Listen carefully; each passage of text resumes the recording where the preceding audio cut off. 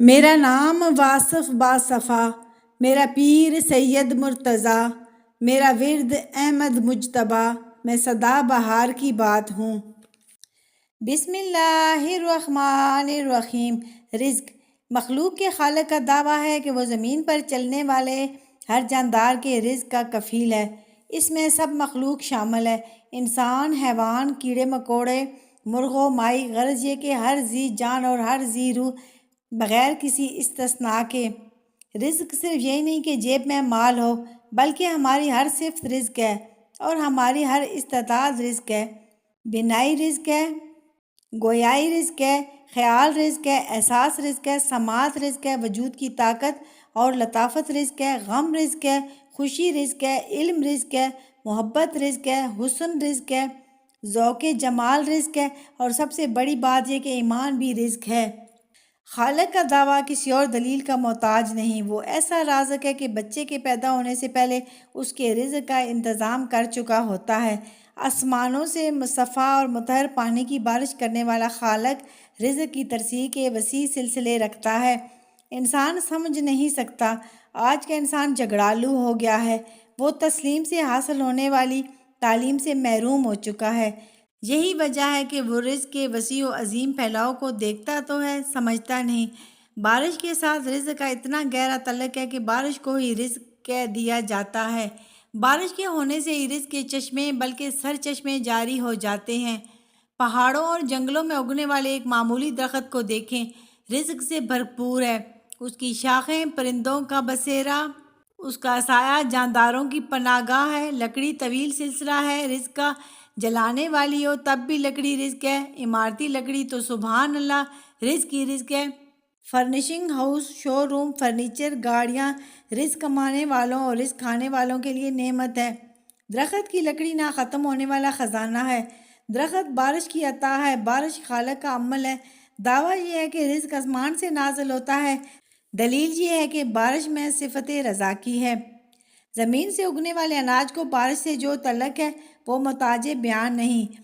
جاندار زمین سے اگنے والے اجناس پر پلتے ہیں، مویشیوں کو ہی لیجیے، تازہ دودھ کی نہریں ہیں، تازہ گوشت کا نہ ختم ہونے والا سٹور، صحت مند گوشت جس پر انسانی صحت کا دار و مدار ہے۔ مویشیوں کی کھالیں کیا کیا رزق مہیا کرتی ہیں، مویشیوں سے لباس، جوتے، بار برداری کے اور نہ جانے کیا کچھ حاصل ہوتا ہے۔ ان کی رضاکانہ افادیت پر مکمل تبصرہ خارج از امکان ہے۔ جانور جانوروں کا رزق ہے، انسانوں کا رزق ہے، یہاں تک کہ مرا ہوا جانور بھی گدھ کا رزق ہے۔ گدھ مردار پر پلتا ہے، شاہین زندہ شکار سے اپنی زندگی برقرار رکھتا ہے، پروردگار کے کام ہے۔ شاہین اور شیر کی خوراک کو زندگی دے کر محفوظ کر دیا گیا ہے۔ اگر آسمانوں سے میںہ نہ برسے تو رزق کی داستان ختم سی ہو کر رہ جائے۔ سائنس کی ترقی کے باوجود رزق کا نظام، معیشت و معاشیات، تقسیم و دولت کا سارا نظام بارش کے ختم ہونے سے ختم ہو جائے گا۔ بارش کے دم سے سوتی اور اونی کپڑے کی ملیں چل رہی ہیں۔ بارش نہ ہو تو نہ اون، نہ کپاس، نہ خوراک، نہ لباس۔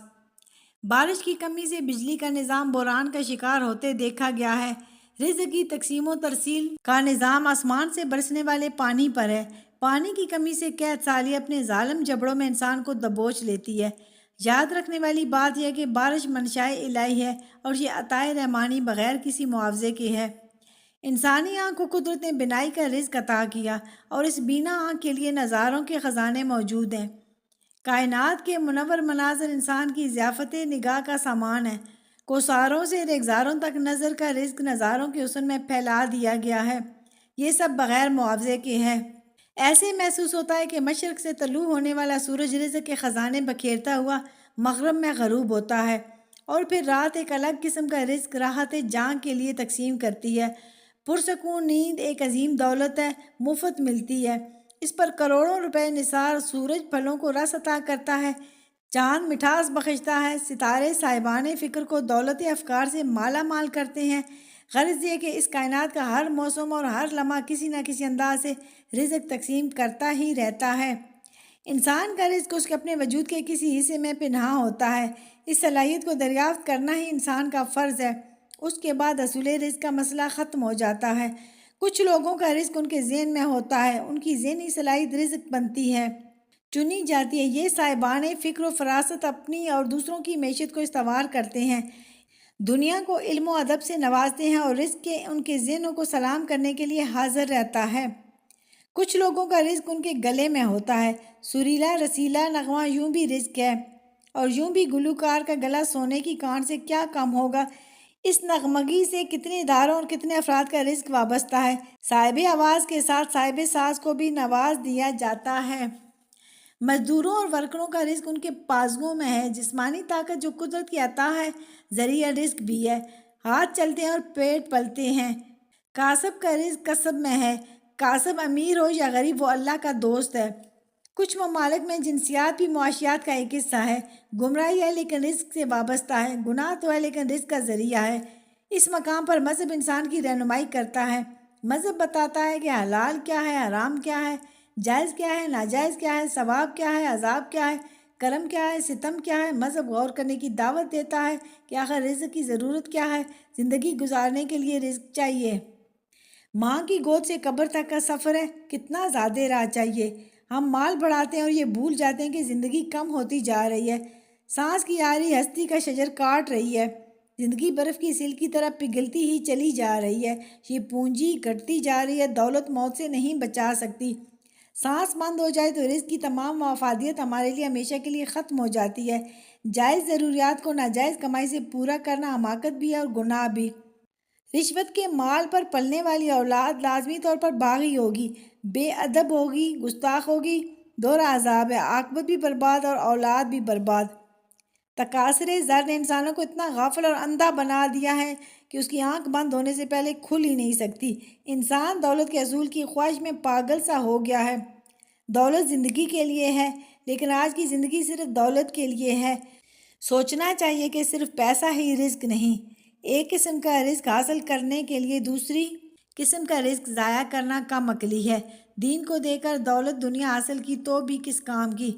وطن چھوڑ کر پیسہ لیا تو کیا لیا؟ جہنم میں لے جانے والی دولت سے وہ غریبی بہتر ہے جو جنت کی راہ دکھائے۔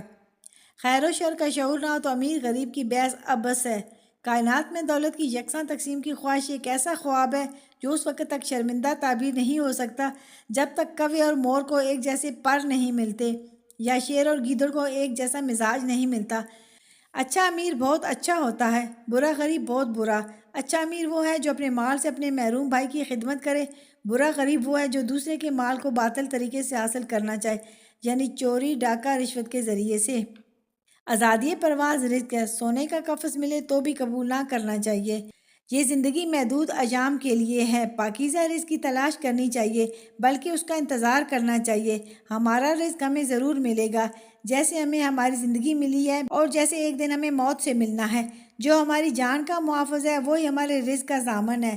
رزق دینا رازق کا عمل ہے، یہ اس کا دعویٰ ہے جس نے سورج، چاند، ستاروں کو نورانی رزق عطا کیا ہے، جس نے پہاڑوں کو استقامت دی ہے، دریا کو روانی دی ہے، گلوں میں رنگ بھرے ہیں، موسموں کو خوئے انقلاب عطا کی ہے۔ بیج کو مٹی کی تاریکی میں پالنے والا انسان کو کیوں نہ پالے گا؟ صبر و استقامت کا مقام ہے، اپنی غریبی کی توہین نہ کرنی چاہیے، اپنے مال کو عذاب نہ بنایا جائے، حق والے کو حق دے دیا جائے اور اپنی عاقبت کی فکر کی جائے۔ عاقبت آنے والا لمحہ ہو سکتا ہے۔ انا للہ و انا الیہ راجعون۔ یا اللہ میرے والدین کو صحت، زندگی اور تندرستی عطا فرما اور بڑھاپے میں ان کے لیے آسانیاں فرما دے، آمین ثم آمین۔ اے عرش والے رحم کر، فرش والے بڑی مشکلات میں ہیں، کروڑوں درود و سلام اس ذات پر جو وجہ کائنات ہے۔